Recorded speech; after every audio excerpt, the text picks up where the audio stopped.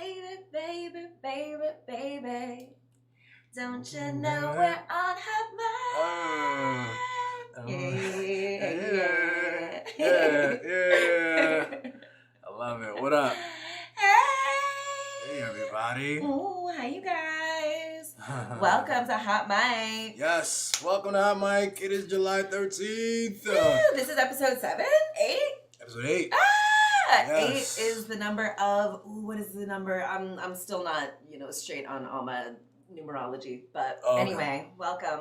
8's a good number. 8 is a good number. It's like infinity flipped up, you know what I mean? Yeah, 8's a good number. We're your hosts. My name is Sheba. And I'm Billy. And this is Hot Mic. Hot Mic, yo. Yay. We got a good one. Woo! As the world turns and as things continue to be so ridiculous and silly. Yes. Silly and ridiculous. What the hell, What the hell? So today we're going to be talking about things related to Gaza both times. Things related to our political predicament and genocide.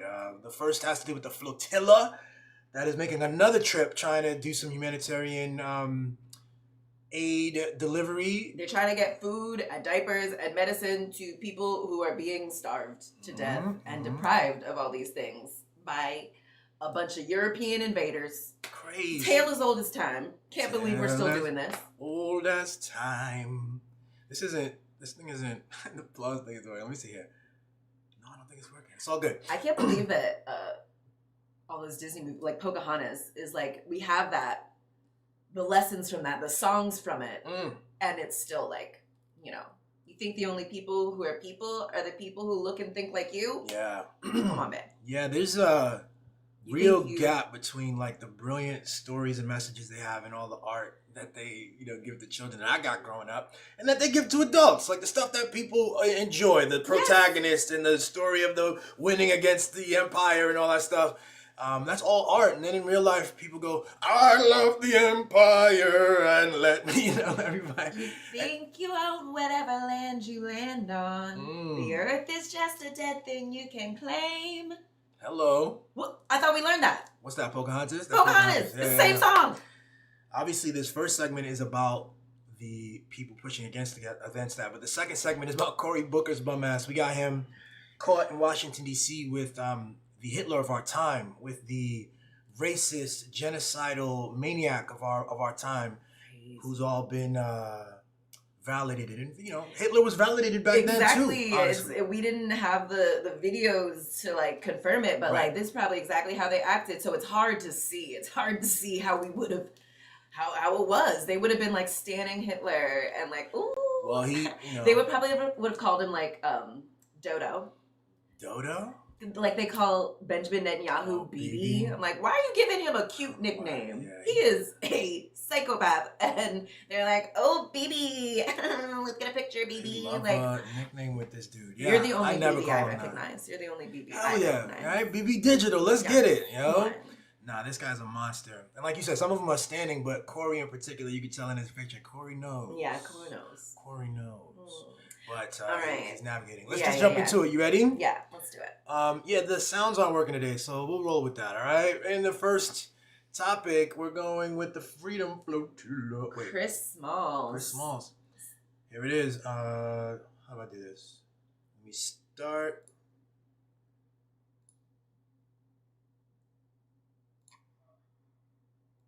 What's up this issue?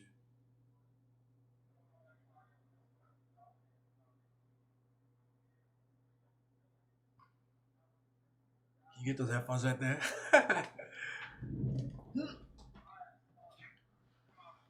Okay. Oh, yeah, that's where they are. They're in that. Hold on, y'all. Let's pause this here. Chris Smalls. There's properties. There should be device. We want it to be speakers. And if we play this. It's the magic of live TV. Yeah, yo. Hello. That's how we do it. It's really impressive that you can set all this up and troubleshoot and be the talent too. Thank you. Thanks for noticing that. My baby. Wealthy in spirit and rich in talent. Thank you. And soon to be wealthy and rich in the 3D. We need to actually watch this here. Hold on 1 second, y'all. This is live, so it's all good. A barefoot refugee boy turns his back on injustice. Hold on. Also, could be a theme song for the Handala. This boat coming to rain. Watch this. Food. Let's see here. What are you trying to do right now? I'm checking if the sound is going through the computer like it typically does, and it is not. So it's all good.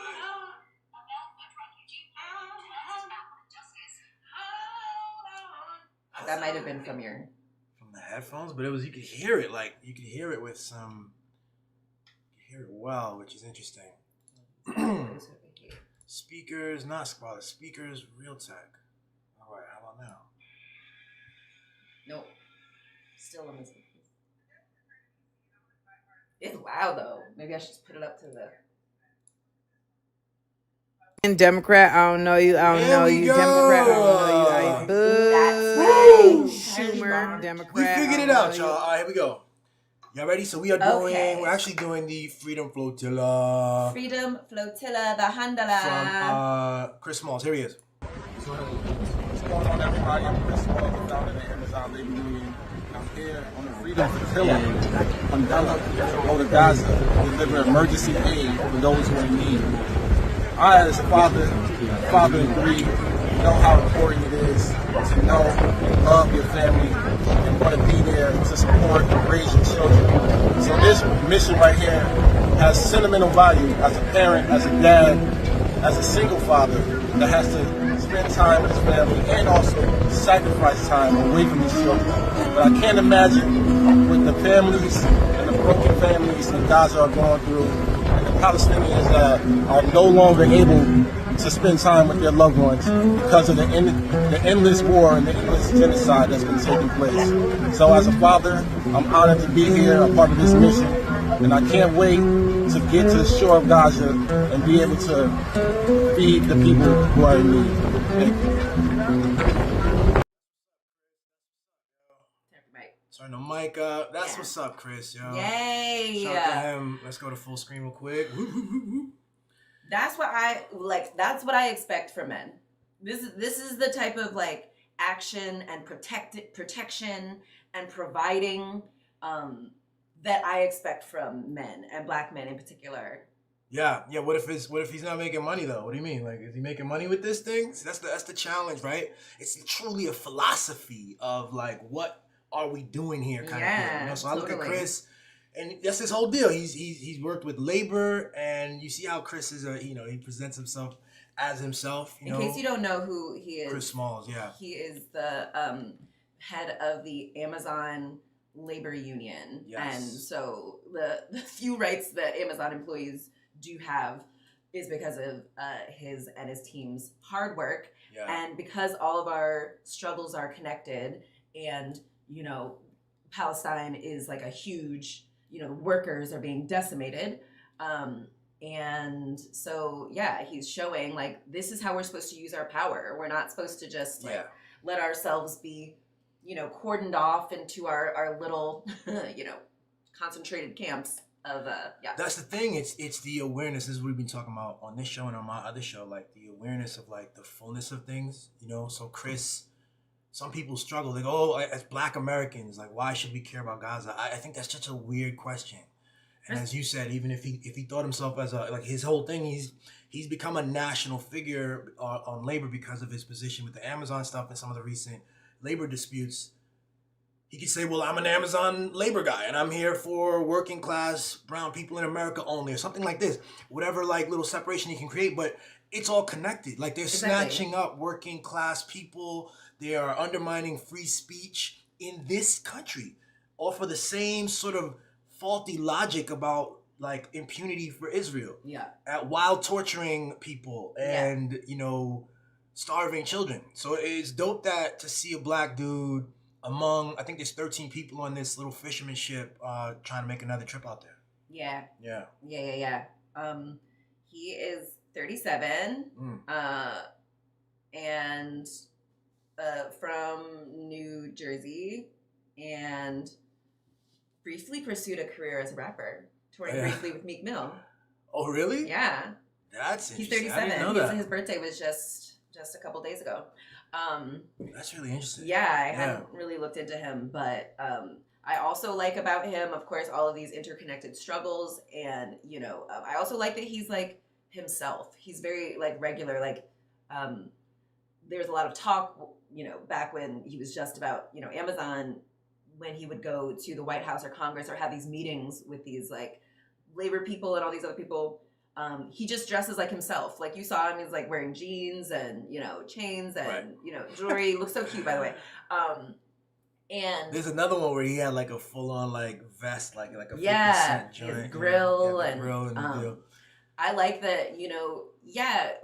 We're saying that like being a worker is no more like honorable, respectable than being in Congress. If anything, it's much more honorable and respectable to be a worker. So why do we let these bad guys set the standard for what is like, dressed up, for what is like something that we can respect? And so it's like totally flipping it on its head, and I love that.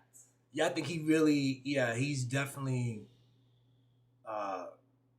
taking a stand in terms of how he performs. Meaning, I think it's something much more genuine. It's certainly not the typical thing for a labor union organizer, a national figure in the labor movement stuff. These, you got labor union reps and union presidents, and they play in the political game, and they dress up in the suits and they talk about stuff. And he can talk the talk. He's well read. He knows what he's talking about. But, just in terms of his presentation, he's going to be him. And what's funny is like we let Elon Musk walk into the White House with his dirty, stupid boots and his all black, and he's wearing his hat, and he's wearing his like what? Teflon vest. He's wearing a leather jacket or whatever he's wearing. So it's so stupid looking. But he's one of the world's richest people, and so everybody kind of like, well, whatever you say, whatever you do. Emperor's New Clothes is him. Whatever you do, sir. It's goofy. While he destroys the government. And like... And advocates, and advocates against empathy. This terrible human being who has bought his way into like rooms and made a huge fortune for himself. And off of that, cats like have a bunch of fealty to him. Then we got Chris Smalls, who I think is a genuine and decent person who's out here about to take a major risk, This is not a trip that doesn't come with risk. Like the last one they did just a couple months ago had Greta Thunberg and a few other people as well, and it was intercepted. It was intercepted. It was kidnapped, held hostage. What is it? What do you call it when a pirate takes over a thing? Shanghaied. It was like pirates, Israeli pirates. It was boarded. They boarded it and arrested and kidnapped Greta Thunberg and Liam Callahan and Cunningham and then that's just okay. Like, what's happening right now? And why is it okay? I don't know what happened to the aid, right? But we know just generally the aid. You've got video of like Israeli settlers stopping trucks, destroying aid, teaching their children to stomp on the aid. Yeah. Like, oh God, what kind of weird? What kind of construction? What a horrifying is going on country. There. What a horrifying little colony they've created. It's just so disgusting, and it's crazy how like. Kind of like innocent. They truly believe the right thing to do is to teach your children to starve other children and to grow up to dream of killing those other children. Like that's what. But then they project that story, right? They project that story and say that that's onto the people everyone else is trying to kill them. It's a very crazy thing. I saw. One of the journalists on Haaretz was talking about this, that, it's not the first genocide in the world, but it's probably the first genocide where the perpetrators position themselves as victims. Yes. That quote about, we can't forgive you for making us kill your children. Isn't that, like, that's such that's how you know it's a I've heard many colonizing white people thing. And not this, like, victim, like... That is the kind of rationale, like, we had to kill your children, like. And I've seen people repeat that. Like I've seen, like I heard, I don't know who the original person was on that, but I've seen it repeated. Golda and Meir. It was, yeah. The prime minister, who is Wild. Palestinian, but her parents are from Poland or Ukraine or something. Because they're European settlers. Well, people call Golda Meir in that period, they call it like the golden age of the sort of conflict mediation in this thing. You know, if you look at it from the beginning of the project, the Zionist project in Israel, it's going through different phases. And it's very violent. For some reason, people want to say that period was a period of genuine effort towards a two-state thing. Storytelling. Which is likely a bit of storytelling. Golda was dealing with different factions back then, violent and expansive factions, messianic factions, as well as Israelis, as well as a more plus a more liberal faction who wanted let's have our country. We got the country. Let's form a peaceful state, two states. Like it was, and then he had the presidents of the United States pretending to mediate this thing, and then you had Yitzhak Rabin and the peace talks there. President of Israel, who was apparently genuinely involved in a two-state thing, and then he gets assassinated. By whom? This is never part of the history, by the way. This is never part of the discourse on how we got here. The violence against the prime minister who was working towards peace was from Israel. Right-wing Israeli separatists, religious messianic people who believe that it needs a greater Israel. Kill him, and then you get Netanyahu, and it's like, and now we're in this era where, and he's been in charge for like decades, right? Decades. It's crazy. It's just obvious that the Israelis cannot govern themselves. They cannot be in charge of children or organizing themselves in any way. We need to take the power out of their hands for their own good. No, truly. Look at the dangerous part of this is the impunity. It's the incredible control over the narrative, both in that country and over here. While we talk about Israel as this like democracy, the only democracy in that part of the world, which is a mythology and this whole sort of way of thinking about Israel, but like the narrative control never allows them to see their own selves, and so they just anything dictate. They do is necessary and just and reasonable, and anything anyone has to say about it, no, bad, wrong, anti-Semitic. When Netanyahu, when it's viable and important and convenient for him, he speaks in terms of a religious group that needs to be protected and can't be criticized. When it's beneficial for him, he speaks in terms of a put upon, right? Refugee group, exactly. That needs our support, And there's a historical thing that he's pointing to there. And then when he wants to, he points to God. He points to the authority of God that he has behind him as well. Then it's like, why do you need our help if you have the authority of God behind you?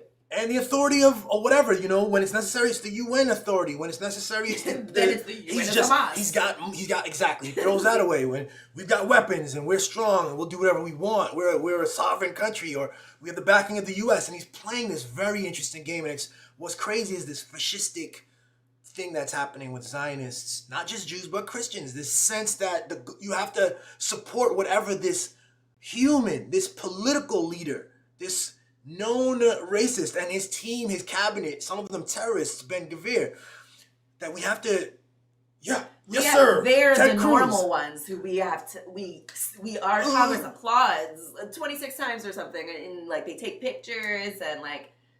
It's all agreement. I mean, I have an episode I talk about like the power of agreement. You wonder why slavery took so long in this country, chattel slavery. You wonder why the Jim Crow system, these racist absurdities. You go, why? How could that happen? Everyone, there's a contingent of like tip of the spear racists who are constructing, and then everyone else just kind of agrees. Not just agreeing, they're like, "Ooh, let me work with and for these tip of the spear racists." Let me join with them. Let me compromise with them. For different reasons, right? For different reasons. I agree subtly, or I'm getting benefit. It doesn't matter. Like the reason. Like it doesn't matter. It doesn't matter. The reason comes after. Like that's what humans are good at, coming up with reasons to justify what they want to do. But see, when the tip of the spear racists take something like the mainstream and they set up systems of advantage and benefit for being with them as the sort of the winning group, then you just watch. It's like these people are cowards. I mean, we're gonna get to Cory Yeah. Booker in the second half, right?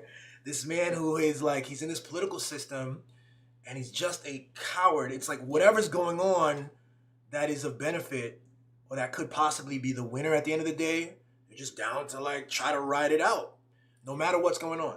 Exactly. And especially like, and like not even like no pattern recognition. I'm just like, they're not going to win. So anyway. Exactly. There's like not even good at like betting on the right. It's poor pattern. It's short-term Obviously, thinking. the underdog is going to win. And they're tied to like these historical things too, because the Hasbara has been historically quite successful, and but this is a new period. This is a new day. Yeah, people's media literacy and language understanding is on a new level. Exactly, because it's not just like we haven't, kind of abdicated that practice of media literacy and like discerning like what's going on, what the truth is. We haven't like abdicated it to the media or like these people, journalists, politicians. Exactly. We've elevated Specialized it. Now we journalists. see like, oh no, they're bought and just telling us a story. So if we want the truth, we got to figure it out ourselves.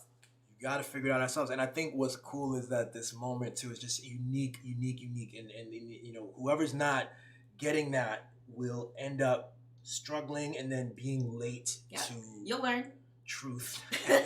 You'll see. Being late, and it'll be difficult. But like everything is conspiring towards us meeting each other at a place of truth and justice and honesty and love and shared humanity. Don't you see that? Yeah. The internet, the fact that children are doing, instead of just relinquishing the role of journalism to the adults and these specialists, these experts, quote unquote, which they never were, kids are doing it themselves on their phone, and they're now aware of all of the forces at play, their own anxieties, their goal for making money and sort of avoiding this and that. They can see it themselves. They know that Fox and cable news people are playing that game also, and it's a different game. Yeah.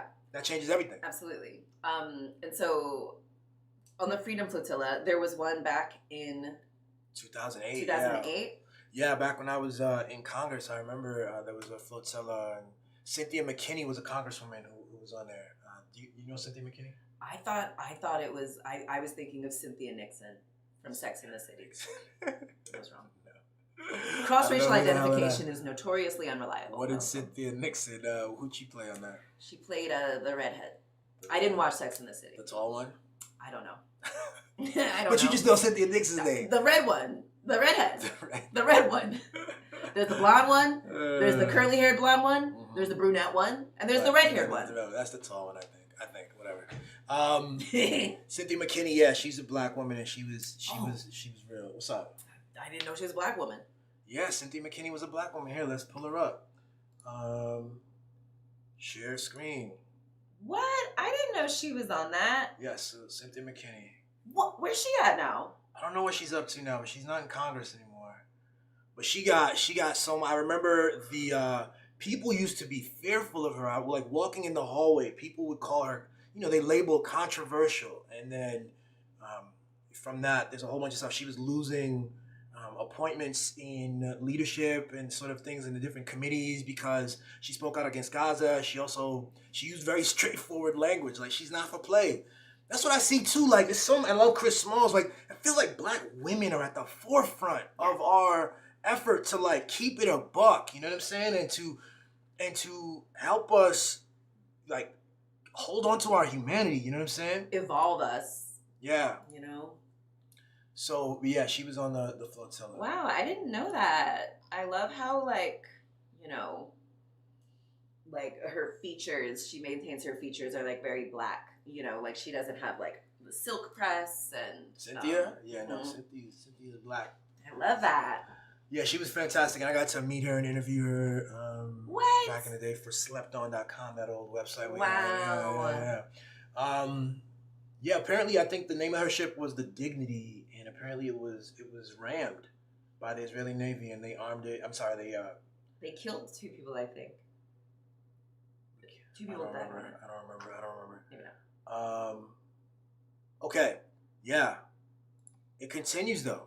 So it didn't work back then, but also it is to say in 2008, Israel was still starving and preventing aid and the resources from coming in, flowing freely into Palestine, because Israel has always been trying to steal their land and force the Palestinians from it so that they can replace the Palestinians with foreign Jewish settlers. I don't know why we just like have allowed this to go on decade after decade, and like people are still like, ooh, I don't know how to wade into it. Like, oh my gosh. Yeah. In the last 30 years in particular, you know, Netanyahu sped up the apartheid, normalized it, formalized it in the law, and created the system of separation between the West Bank and Gaza, and created, you know, several sieges and, you know, systems of surveillance and all kinds of things, and he was able to justify it and create this incredible, weird partnership that we're all sort of familiar now between the U.S. and Israel.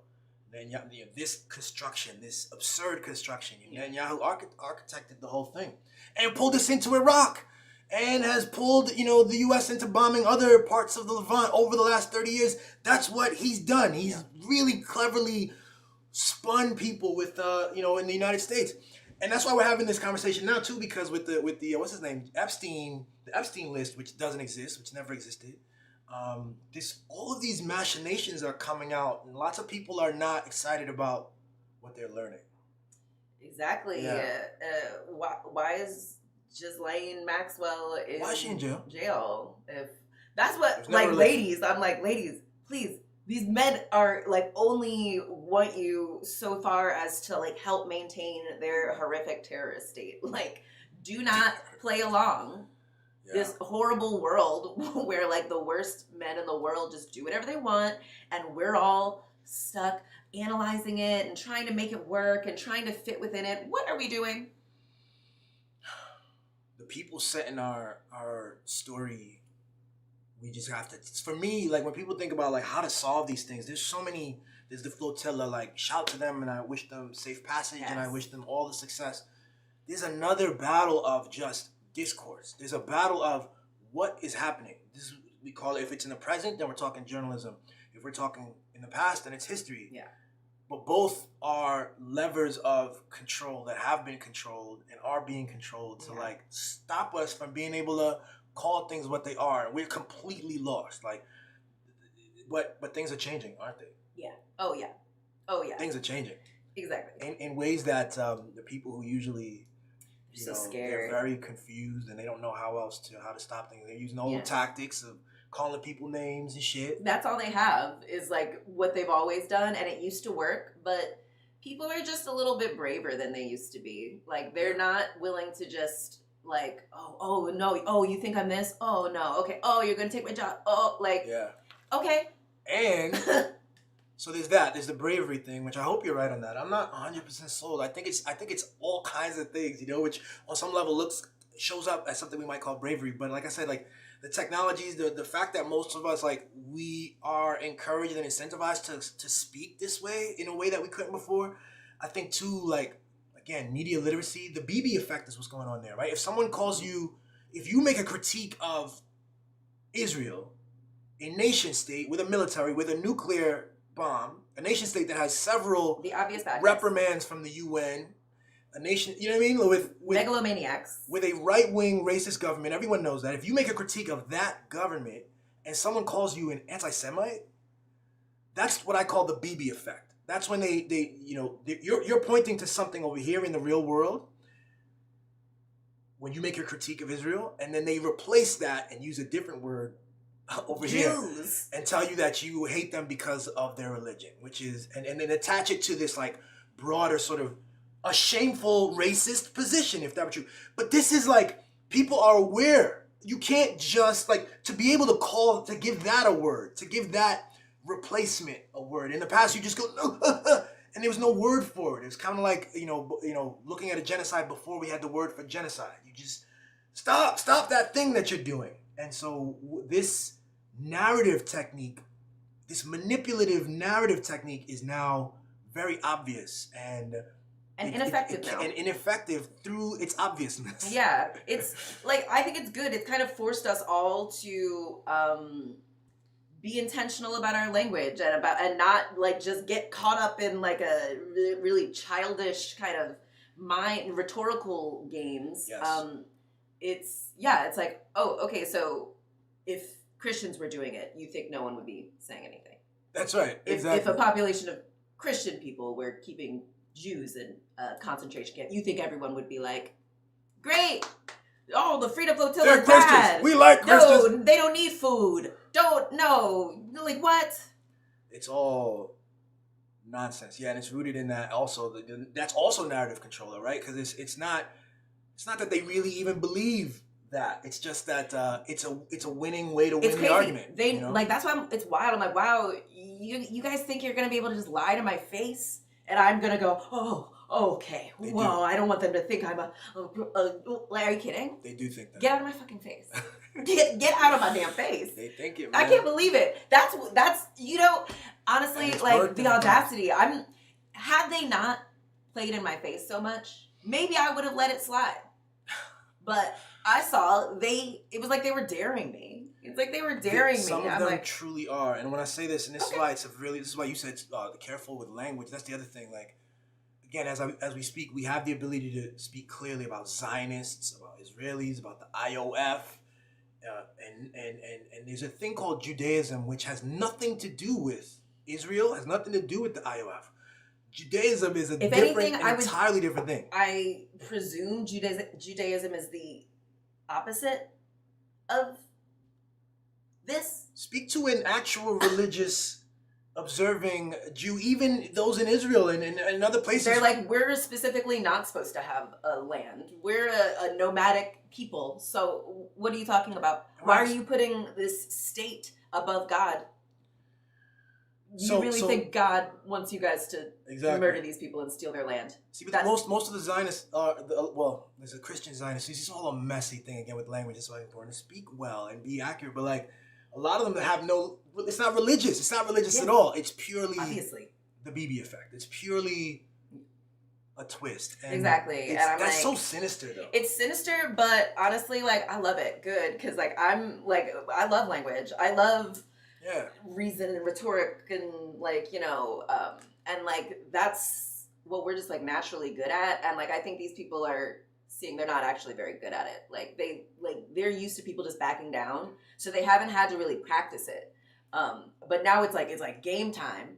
They just assumed they were gonna win, but like they're playing like the New England Patriots and they're like, oh God. Everything's different.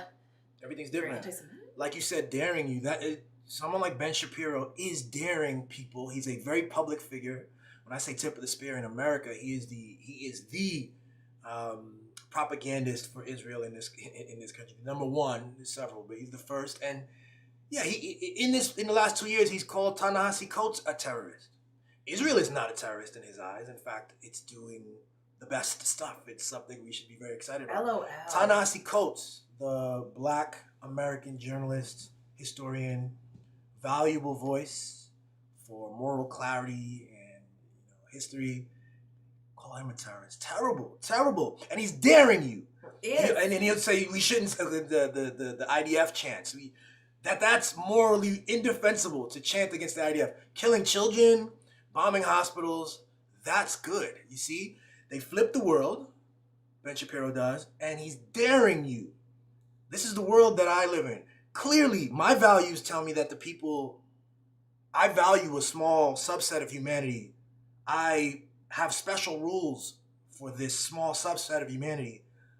And I'm going to assert them. And I'm going to call myself logical and true. And I'm just going to dare you to say something. So it's like, fuck you. Yeah. I love it. It's great though. It's like, the bigger they are, the harder they fall. Yeah. It's amazing. Like they're trying to like tell themselves they're David when they're obviously a big, hulking, clumsy Goliath that is about to get taken down. Because, we might be small, but our aim is true. And God is on our side. So. Oh, absolutely. Who dare be against us, babe? Props to that. I can't wait. Yeah. Let's move into. Yeah. Let's move into so this is like, I think it's good that we started with like, this is how we should be reacting to what we're seeing. Chris Smalls, risking his, safety, freedom, reputation, life, all the things, to do the right thing. Yeah. And now we're going to see another option. Another option. That let's adults switch to the next part. Yeah. that This are is available someone to American who adults. calls himself a leader, who's an American leader, a senator, right? Here it is, split screen. The devil returned to D.C. and all his bipartisan besties showed up to hang out and pay their respects. Look at this one. The Republican, Democrat, I don't know you, I don't know you. Democrat, I don't know you, I boo. Schumer, Democrat, I don't know you, I don't know you, I don't know. Wait. Go back. Who's that brown bald head back there? Oh, wow. You know, it's obviously really deplorable that the Democrats and the Republicans are bipartisan in their support of a genocide. It is obviously deplorable that these are folks who are making money off of this, which is why they are ultimately in alignment with this. However, I would say the biggest issue, and this is why I continue to be so steadfast about addressing the Democrats, is that they sell a lie of support. They sell a lie of higher moral values. They sell a lie of ethics that unfortunately has so many folks in a chokehold thinking that they are the only path forward. Every Democrat standing up here is showing you that they support not only using your tax dollars to harm, but also using your tax dollars to do so instead of using them to help you.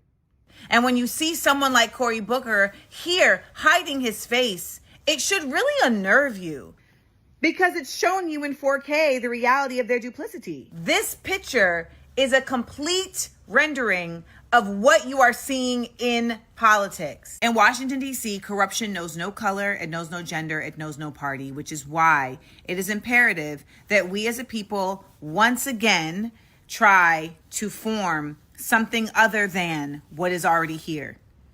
Some people have tried to form parties. You have alternative options. But I think many of us agree that there really is only one option forward.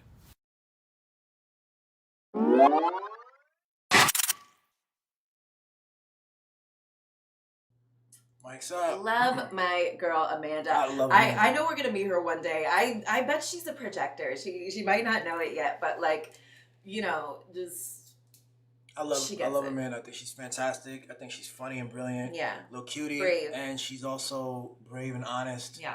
It's funny to watch. Like she maintains a great following, and I'm grateful for that. But I remember there was a period where They there tried was to take her down. a couple of black magazines like Essence and Ebony, or maybe I'm Essence, Essence isn't there was a second black one owned, too. but it's there was another one, Essence and something else.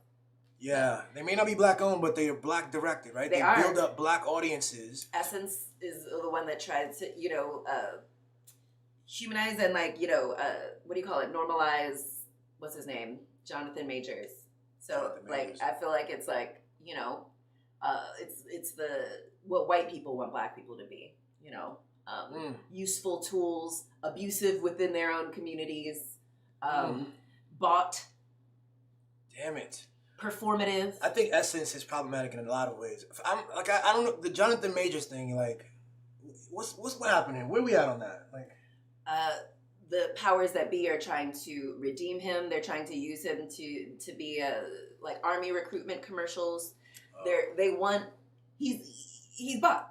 We know that Hollywood is like a bad place full of bad people who like they're trying to set the culture of what's appropriate. And I think they're trying to redeem Jonathan Majors. So they got Megan Good trying to, be the good black woman to help redeem this black man. Yeah. All right. So what's her name? Camille Cosby. Standing by her black man who's being maligned by this, these terrible women and the white supremacist place in black people. We have to stick together. No! And anyway, Essence also did a bunch of hit jobs against Amanda Seales. So it's like it just connected the dots. The 8. They went at Amanda Seales, smack at her with this ridiculous article referencing supposedly a bunch of people that worked with Amanda that didn't like her on a personal level. And then also attacking her politics and her public support for Gaza, her public agitation. They said that it'd be cool, she's got principles, but that she's constantly fighting against she's annoying. something. And I'm like, and I'm like, that's what genuine effort towards improving the world might look like, I'm afraid. Instead of like just popping up occasionally, maybe every 4 years with some to make money, strained effort towards like, okay, let's put a kente cloth on Nancy Pelosi and shit like this. Like, I don't understand that, and particularly in the context in that moment with Gaza, you know, it was a very specific effort to show us that, and concerted effort to show us what the bad black is. You know, the thing was talking about in the article. They said something like, it was like a LinkedIn article. It was like, you know, career success is based on being nice and being liked, being acceptable. I'm like, what? You know, they're training black people with this shit, and you gotta watch this shit, yo. This is what propaganda is. It is not just, you know, Nazi symbols and Israeli flag symbols and all this shit. It is very subtly presenting ideals, separating out things, and always for the benefit of the writers and of the business behind the writers. You know what I'm saying? So yeah. So Amanda, shout to her on that, yo. Yeah. It's our responsibility to. Oh, what were you gonna say? No, you got it. It's just our responsibility to like not be receptive to obvious attempts to get us to like think a certain way. It had me thinking of that some guy, you know, on your Facebook who was like, I saw him trying to be like, this Gaza has nothing to do with us, right? You know, as black people, Gaza has nothing to do with us, right, everybody? I'm like, oh yeah, are we all trying to agree that's we're getting our stories straight so we can try to absolve ourselves of our obvious complicity? Nice try! It's that agreement thing, man. That shit is real. That is how we construct reality. And that is how the people who are trying to control us construct reality, by getting us to agree. And they do that by limiting our scope of vision and framing our understanding. And you've got to constantly be aware of that. But what's funny is, what I see too in this picture that she pulls up, let me see if I can pull up the picture real quick so we just do that. What is it? Cory Booker hiding face Netanyahu.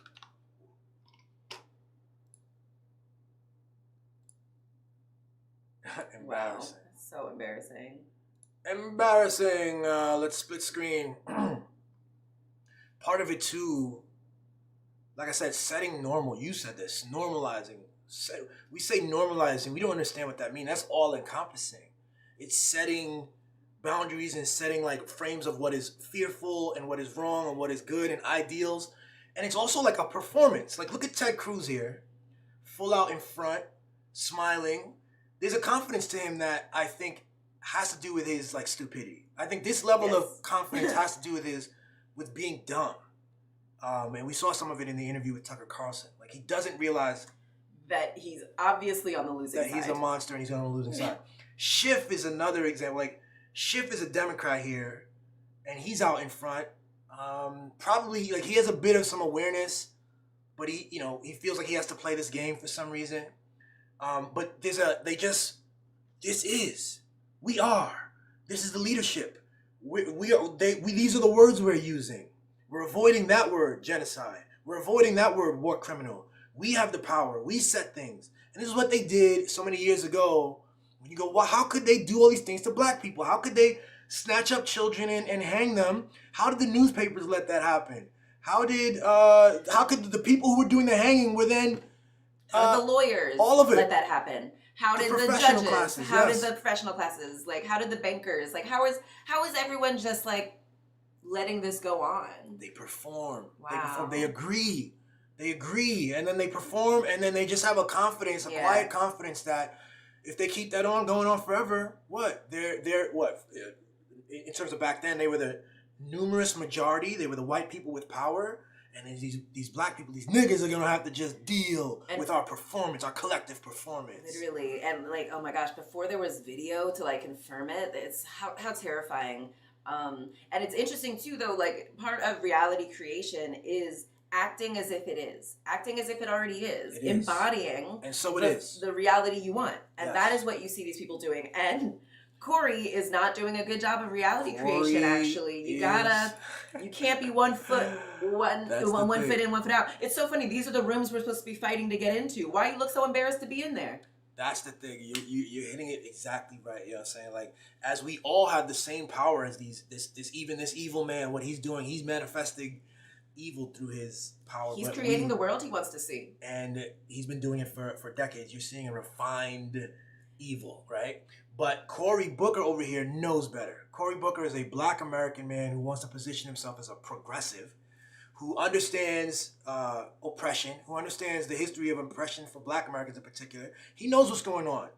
And so on one level, he thinks in his brain, in his construction, this is an imaginative thing. Like, there's a lack of imagination. He can't imagine being a leader and a senator bucking this trend and like showing us what reality is and like what comes next might be something new. He doesn't know, but so he on one hand, he knows he has to play the game, but he can't do it fully, right? His imagination is limited by white men's imagination.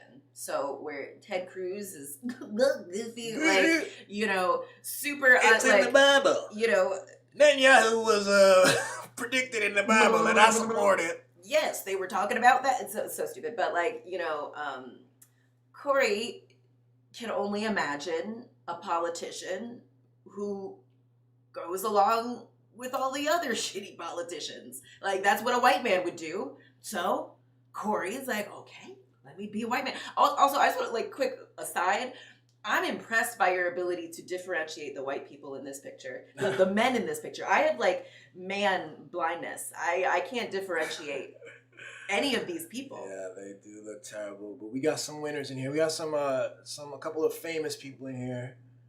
We got Schumer. We got Schumer over here. Okay. Another person who on one level himself an American Jewish Democrat who will say that Netanyahu's bad. He will say policies are bad, and he will say this and that. But then he also holds on to stuff because, again, his framework, his aged ass needs to be out of our Senate. But he's been there so long, and he can't imagine a world where he doesn't bend the knee like this and show up and you know, he's got to raise money for the next election. And he's also got to keep doing what is. And if he were to be honest, really honest about who Netanyahu is, the unraveling, I mean, it's happening whether he likes it or not, right? But the unraveling of the mythology, right? The world's most moral army, America's greatest ally, like we said, like whatever, all the propaganda, it's wild. It's wild. And I think it's funny as hell. It's so funny. It's like, you can try it, Cory, but we know. And then it's the responsibility of everyone else to be like, yeah, this is a guy who, he's not invited to the cookouts. We throw things at him when we see him. We refuse to serve him in restaurants. You Cory, have to like this is serious. Like, we're seeing what Israel and the U.S. are doing. It's reasonable to throw things at these people at the very least. Make their lives a living hell. Worse than that.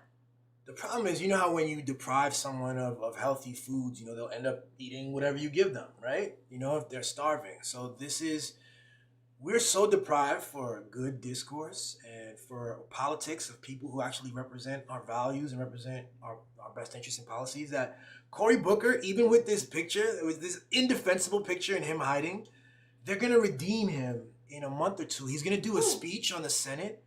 And he's going to be fiery about, he'll say a couple buzzwords about Trump and fascism, and maybe he'll pick something like the borders or something, or alligator Alcatraz, and MSNBC will be beside themselves at this brilliant, like, expression of humanity and, like, our politics. And again, trying to get us to agree that this is what a smart, you know, bold black man does.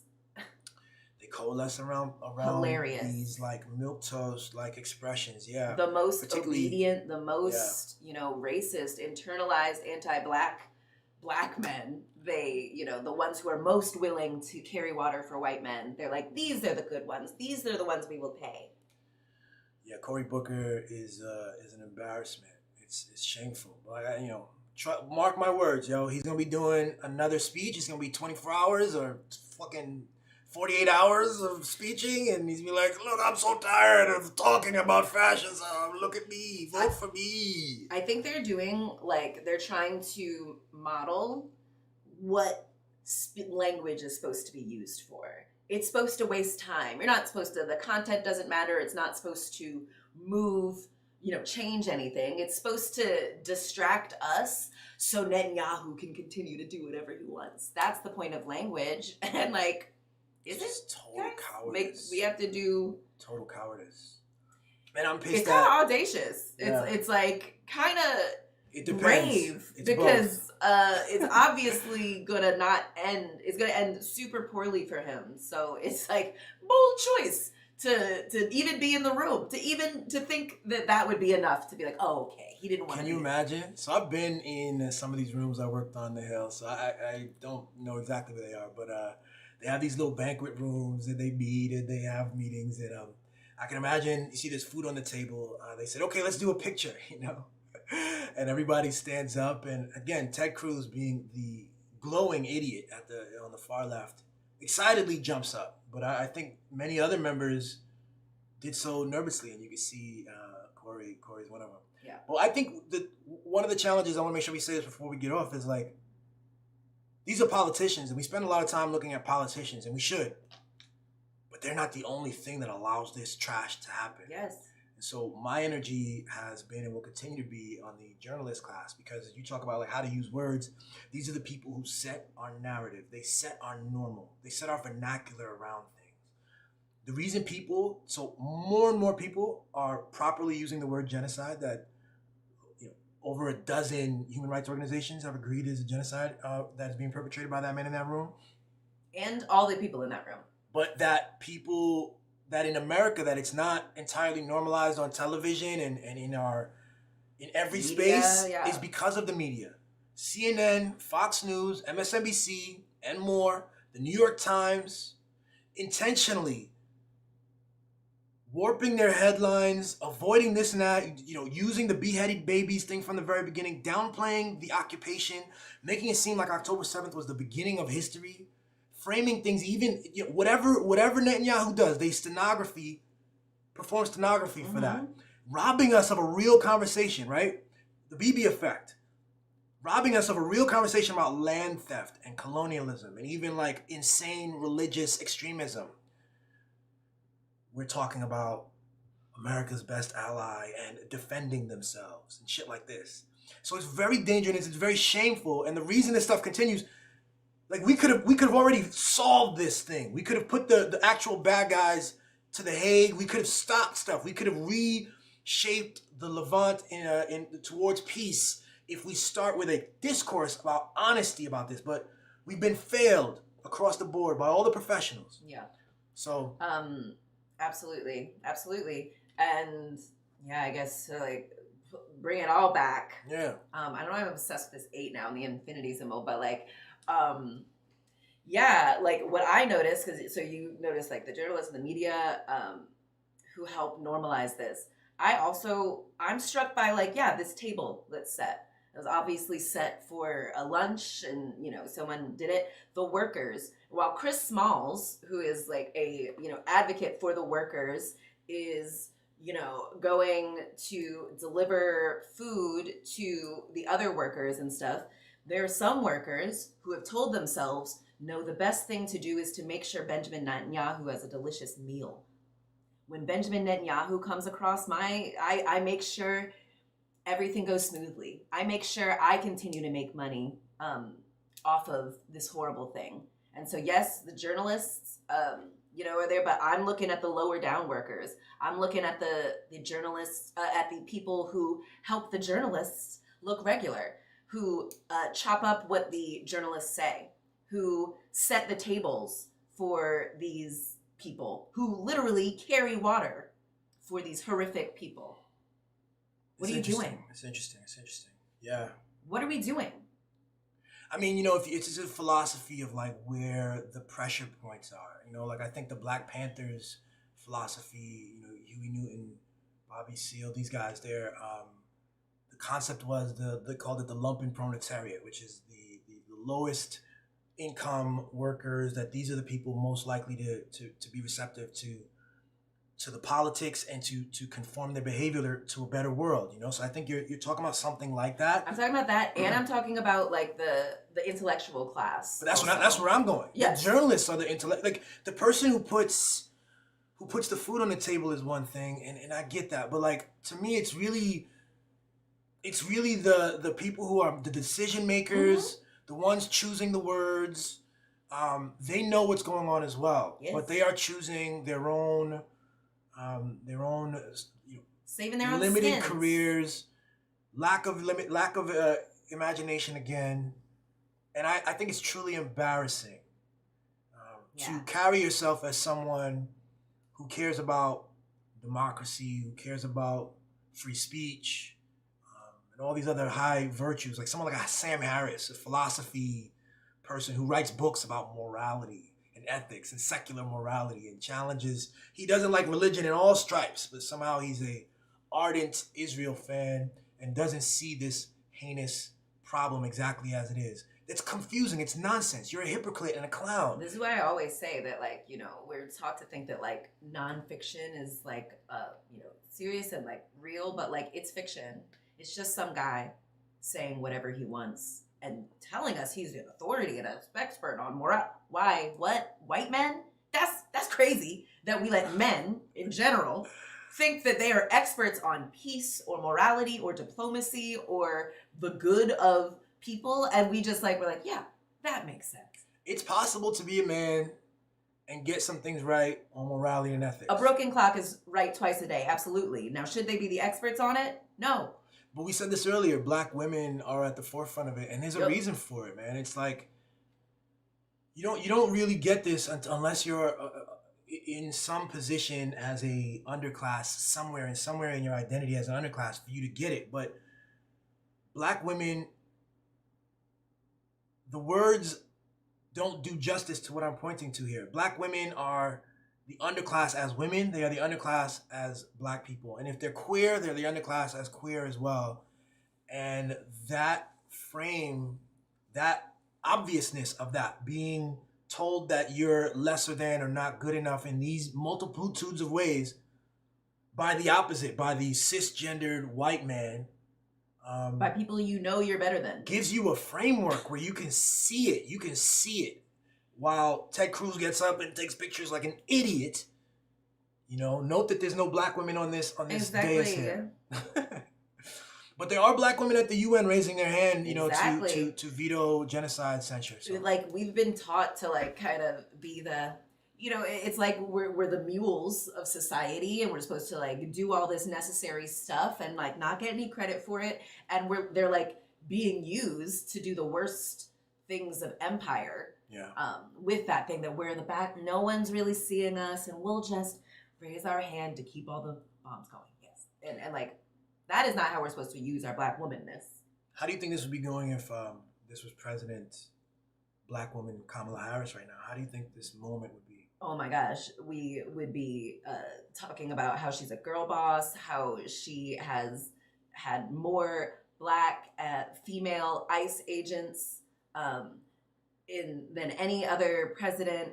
You think she would do what this president's doing though? Like that, so he 20 times the ICE budget. She vowed to be to the right of him on ICE, on immigration. So if all of those white people who are in her cabinet, who she was, trying to go across the aisle with all of the best Republicans, if they say we need to increase this budget by 20%, she's like 30%, because I'm proving myself. I'm a Black woman. We're doing it differently, better.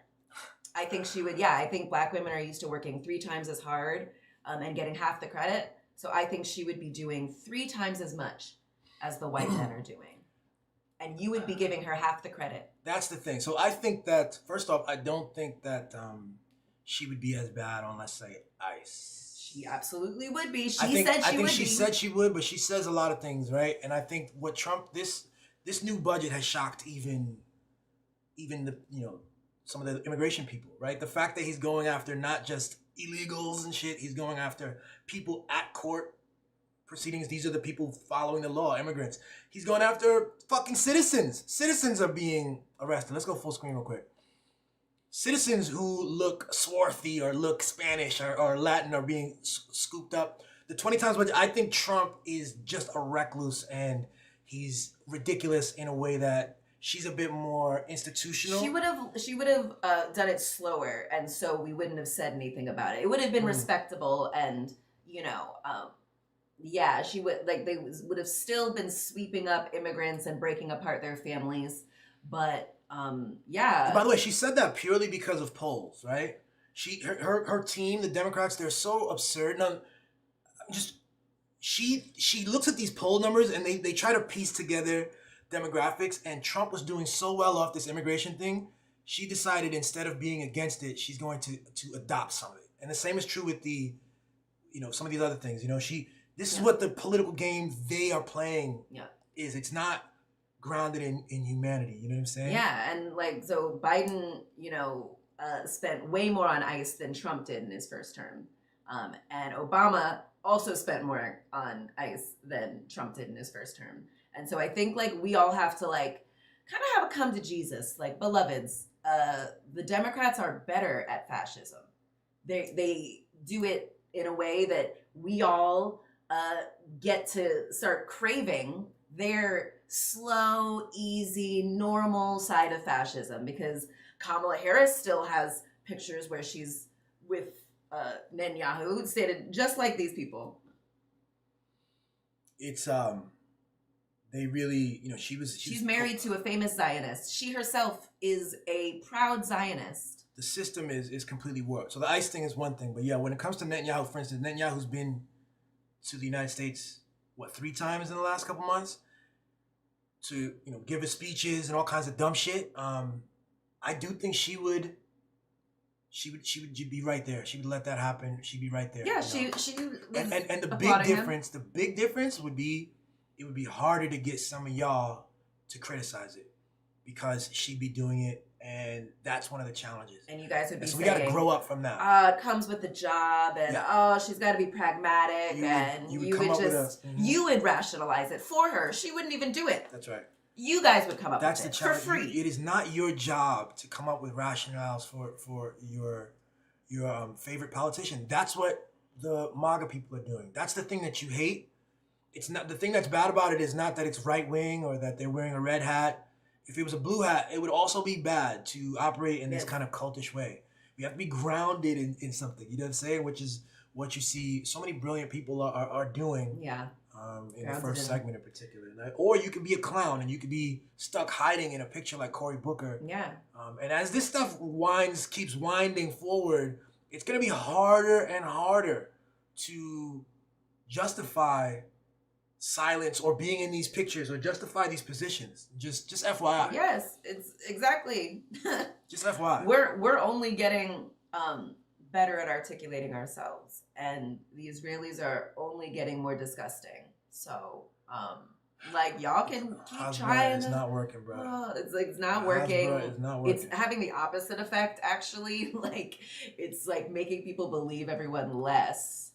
Whoever uses it. It's ruining all of our institutions. Yeah. It's exposing all of our institutions. It's exposing all of the institutions. Are now plantations. Crazy. Designed to support these white supremacist systems. Crazy. Yeah. Crazy. Yeah. What an interesting moment, yo. Yeah, man, I love it. But it's okay. It's really gonna be a beautiful, satisfying fall for these people. They've, just wrought havoc for too long, and this is the generation that ends it. That's it. Cory's gone. It's gonna be great. It's gonna be great. Finished. Finished. Out of here. Finito. You're done. Gone. High five or low five. Love you so much, baby. Dap me up. That's our episode, yo. You got anything else, babe?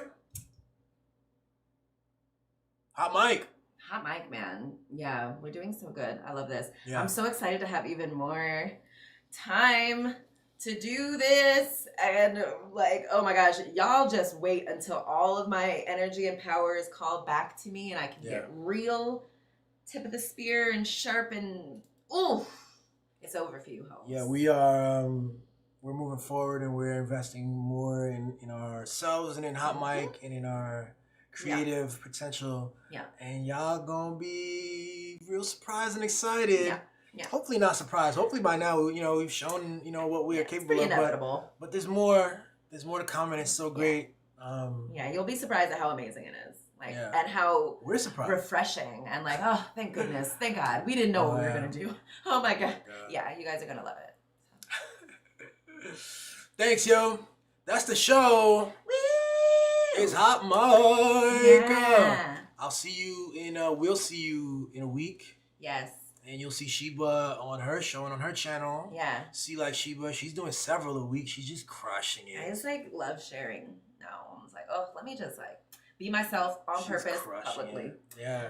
Yeah, and Free Palestine, just to the I don't know if that's for like the Exactly. thingy. Yeah. But Free Palestine. Free Free Palestine. Palestine, Israel, America, to the IOF, to America. Oh. All right.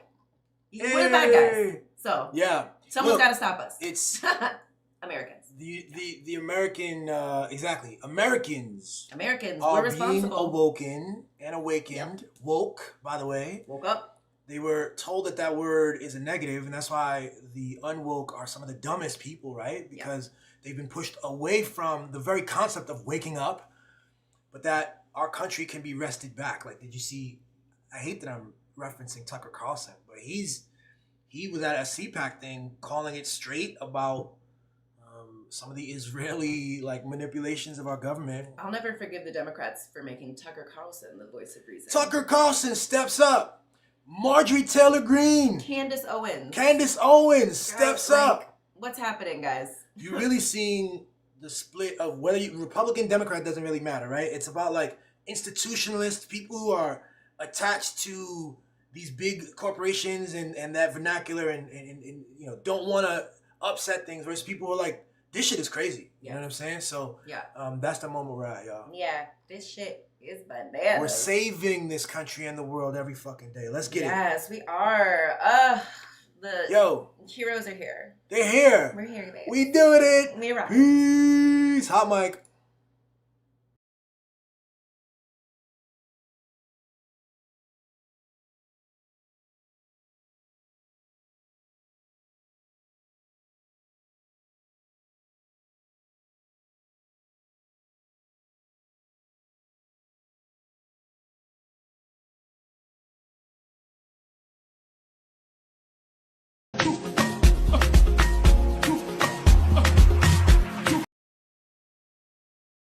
Are you thinking? This is